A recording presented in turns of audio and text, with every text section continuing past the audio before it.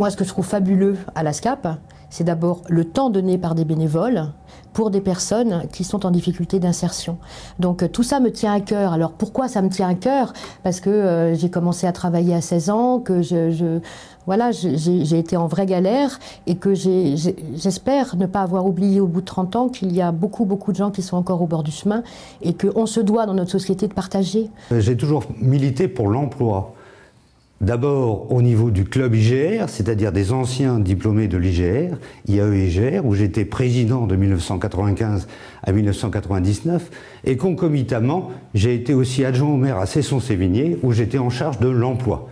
Donc l'emploi, je dirais, est une seconde fibre à la fois professionnelle, évidemment personnelle. Pôle emploi est complètement submergé par l'ampleur de la tâche, et il est nécessaire qu'il y ait un accompagnement, une dynamique qui soit mise en place entre pairs.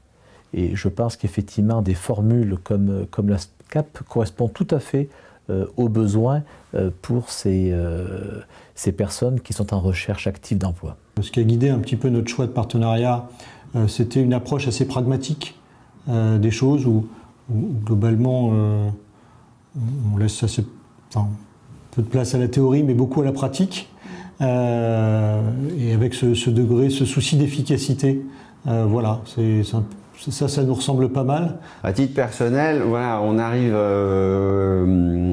bientôt 50 ans, j'ai eu voilà, tout un tas d'expériences qui pour moi ont été très enrichissantes et qui ont été le fruit de bonnes conjonctions, c'est-à-dire que j'ai sans doute été au bon endroit et au bon moment.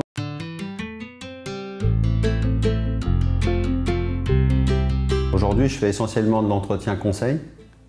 Donc l'entretien conseil qui peut toucher tout un tas de sujets différents. La première utilité de ces entretiens, c'est qu'ils existent. C'est-à-dire que les gens sont reçus. Voilà qui n'est pas chose parfaitement courante. D'un point de vue de l'employeur, on est dans une approche un petit peu différente de celle qu'on peut avoir quand on recrute vraiment. C'est-à-dire qu'on peut aider vraiment le candidat, le chercheur d'emploi dans sa démarche et avoir un regard vraiment objectif sur ses faiblesses et les forces de sa propre présentation. C'est un axe important dans la recherche d'emploi, la phase de l'entretien. C'est souvent le plus difficile à appréhender pour un candidat. Il y a souvent beaucoup d'émotions, beaucoup de stress lié à un entretien de recrutement. Donc, voilà, plus on va s'y entraîner, plus on va y être confronté, mieux on va se sentir lors de l'entretien. Nous avons eu l'occasion de faire une EMT, évaluation en milieu du travail.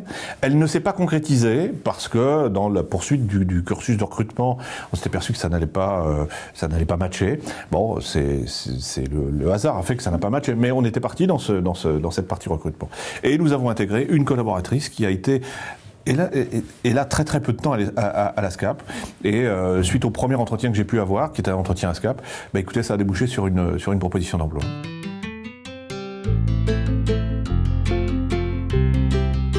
S'agissant de métiers du numérique comme les nôtres, il y a certainement des outils aujourd'hui beaucoup plus récents et il y a beaucoup de travail à faire autour de tout ce qui est réseaux sociaux notamment, qui devra rentrer peut-être davantage dans ce que la SCAP peut proposer. Moi, ce que je proposerais peut-être, c'est que nous participions de temps en temps à leur groupe de travail avec les 10 personnes qui participent toutes les semaines et que là, on donne encore nos carnets d'adresses et nos réseaux. On va tester, nous, cette année, le CV vidéo, comment convaincre un recruteur en 2 minutes 30.